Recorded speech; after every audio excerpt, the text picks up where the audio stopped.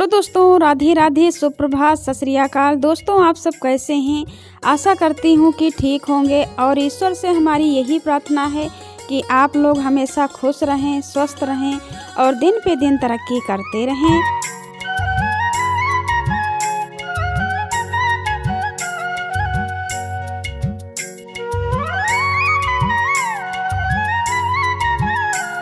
दोस्तों, आज के ब्लॉग की शुरुआत हम कर रहे हैं शाम से। गेहूं हमने धुले थे, पिछले ब्लॉग में आप लोगों ने देखा होगा। गेहूं हमने धुले थे तो उस दिन नहीं सूख पाए थे क्योंकि धूप इस समय बहुत हल्की हो रही है। तो ये वीडियो है दूसरे दिन का शाम का। तो गेहूं हमारे सूख गए थे तो हम आ गए हैं छत पे गेहूं को साफ़ करने के लिए।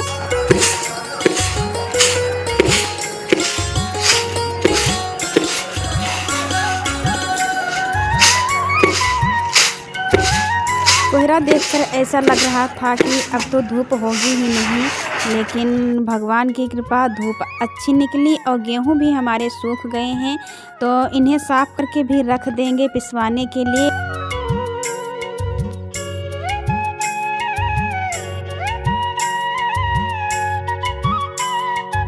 ये है हमारे गांव का ठाकुर जी का मंदिर। ये मंदिर बहुत ही अच्छा है और बहुत ही पुराना मंदिर है। ये मंदिर बहुत ही ज़्यादा पुराना है, लगभग 2-2.5 साल 100 पुराना मंदिर ये है। लेकिन इस मंदिर की रिपेयरिंग हुआ करती है, हर साल पुताई हुआ करती है, तो यह वैसे ही चमकता है। और यहाँ की जो फील्ड है वो बहुत ही ज़्यादा है, तो बच्चे भी यहाँ पे मस्ती किया करते हैं, खेला करते हैं। गाँव भर के बच्चे यहीं पर इकट्ठा होते हैं और कोई गुल्ली डंडा खेलता है, कोई बैट बॉल खेलता है, जो जिसका मन होता है वो खेलता है, क्योंकि यहाँ पे जो जगह है वो काफ़ी है बच्चों के खेलने के लिए।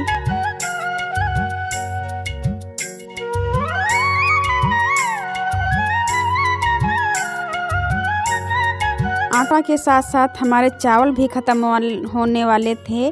तो आज चक्की आ गई थी गांव में, तो हमने कहा कि चलो धान कुटवा लो तो चावल हो जाएंगे। चावल भी ख़त्म हो गए हैं, तो ये चक्की आ गई है धान कूटने के लिए। और जब से ये चक्की आई है तब बनी है, तब से बहुत आराम हो जाती है सभी लोगों को। घर घर जा कर के ये कूट देती है धान को, तो ले जाना नहीं पड़ता है। अगर फुर्सत नहीं है तो चक्की पर ले जाना नहीं पड़ता है और ये घर आकर के खुद ही कूट देती है।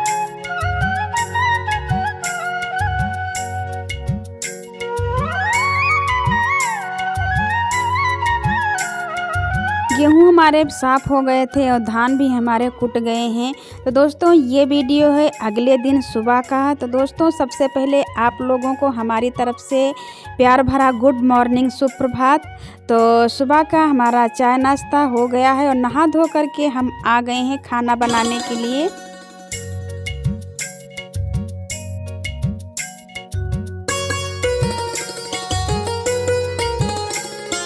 तो खाने में हम दाल चावल सब्जी रोटी बनाएंगे, जो डेली बनता है वही। सब्जी में ही चेंजिंग हो जाती है, कहीं किसी की सब्जी बनाओ, कहीं किसी की बनाओ, और दाल चावल रोटी तो वही बनता है सभी के यहाँ। तो दाल हमारी बन गई है, चावल भी बन गए हैं, सब्जी भी बन गई है। अब हम रोटियां भी सेक लेते हैं।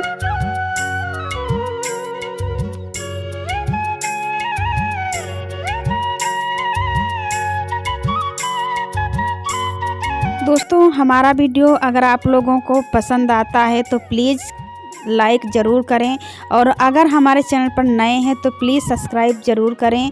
और हम आप लोगों को अच्छे से अच्छी वीडियो ला कर के दिखाएंगे। और आज हम आप लोगों को ले चलते हैं अपने हाथा सब्जी तोड़ने के लिए। तो जल्दी से जल्दी हम खाना बना लेते हैं फटाफट, उसके बाद हम चलते हैं अपने हाथा पे और देखते हैं कि कौन कौन सी सब्ज़ी हमारे हाथा में लगी हुई है।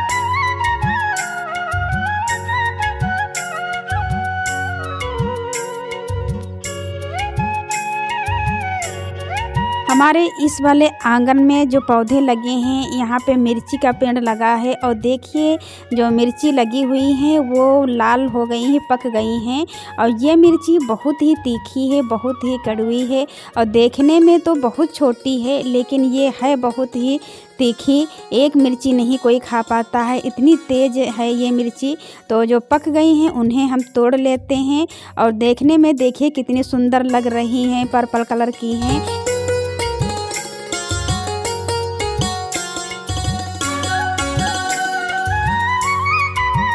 लाल मिर्ची जो हमने तोड़ी हैं ये धूप में डाल देंगे सूखने के लिए, और ये सूख जाएंगी तो तड़का लगाने के काम आती हैं। और हमें सूखे मिर्चा नहीं खरीदने पड़ते हैं तड़का लगाने के लिए। और यही मिर्ची हम सुखा करके रख लेते हैं तड़का लगाने के लिए।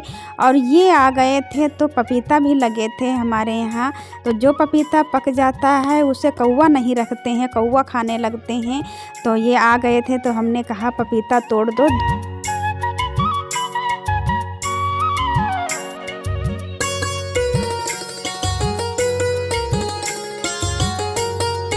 ये पपीता बहुत ही अच्छा है, बहुत ही मीठा है। और पपीता हमारे शरीर के लिए बहुत ही फ़ायदेमंद होता है, सभी लोग जानते हैं। हमारे पेट के लिए और हमारी आँखों के लिए तो बहुत ही ज़्यादा फ़ायदेमंद होता है पपीता। तो पपीता को हम काट देते हैं और देखिए कितना अच्छा पक गया है। अगर इसे हम ना तोड़ते तो कौवा इसे खा जाते हैं। तो दोस्तों पपीता हम आप लोगों के लिए छील रहे हैं, और आप लोग आइए हमारे घर और मीठा मीठा पपीता खाइए और खा करके बताइए कि हमारा पपीता आप लोगों को कैसा लगा है।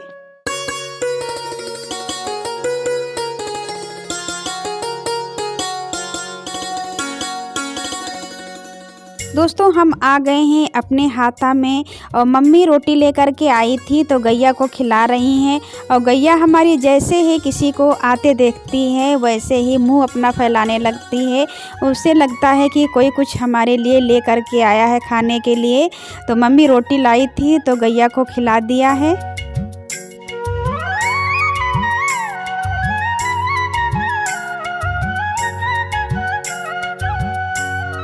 हमारे हाथा में ये आलू लगे हुए हैं, और दीवार के किनारे हमने यहाँ खुदाई की है। यहाँ पे हम खंत बो देते हैं। खंत आप लोग को जानते होंगे, जिसे जिमीकंद कहीं कहीं बोला जाता है। हमारे यहाँ तो इसे खंत ही बोला जाता है। तो इसकी पतिया थी तो हम लेकर के आए हैं, और थोड़ी सी मिट्टी खोद करके इसमें हम बो देंगे तो ये पतिया जम आएंगी तो खंत हमारा फिर से उगाएगा। और खंत बहुत ही हमारे शरीर के लिए फ़ायदेमंद होता है।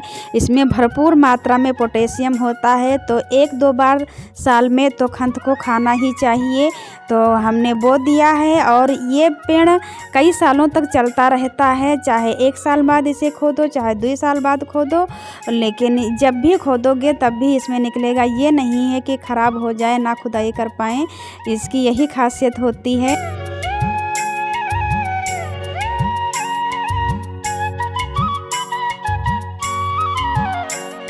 यहाँ पे हमारी पालक लगी हुई है, और इधर आलू लगे हुए हैं, और धनिया लगी है, सोया मेथी लगा है। तो हम आ गए हैं तो अब पालक भी तोड़ लेते हैं। पालक की पत्तियाँ तोड़ने वाली हो गई हैं, तो हमने सोचा चलो पालक तोड़ लेते हैं, घर लिए चलते हैं, कुछ बनाएंगे पालक का। तो ये आ गए थे गाय को पानी पिलाने के लिए।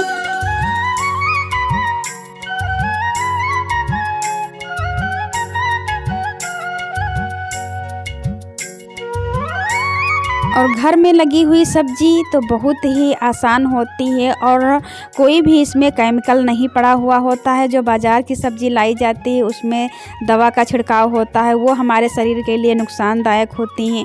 और जो घर में बोई जाती हैं सब्ज़ी वो प्योर होती हैं, उसमें ना तो कोई केमिकल होता है ना कोई दवा का छिड़काव होता है। तो वो हमारे शरीर के लिए बहुत ही फ़ायदेमंद होती हैं।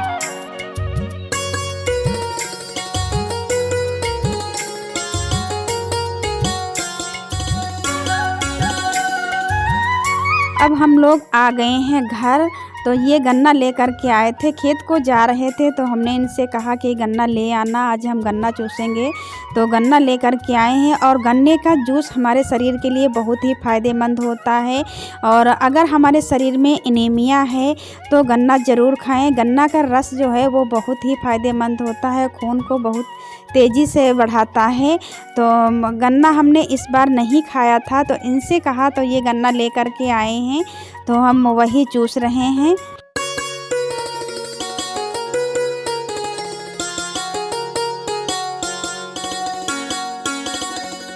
मम्मी जी से बोल रहे थे कि मम्मी जी खाओगी, तो लेकिन मम्मी ने कहा कि हम नहीं खा पाएंगे क्योंकि उनके दांत अब कमज़ोर हो चुके हैं, तो वो गन्ना नहीं खा पाती हैं। जब रस लेकर के आते हैं गन्ने का तो गन्ने का रस पी लेती हैं, लेकिन गन्ना नहीं खा पाती हैं। तो हमने यहाँ गन्ना खा लिया है और गन्ने का छिक्कल भी उठा करके हम डाल देंगे, वरना मक्खियाँ आने लगती हैं। तो दोस्तों आज का ब्लॉग यहीं पे एंड करते हैं, मिलते हैं अगले नए ब्लॉग में। तब तक के लिए राधे राधे, जय श्री कृष्णा।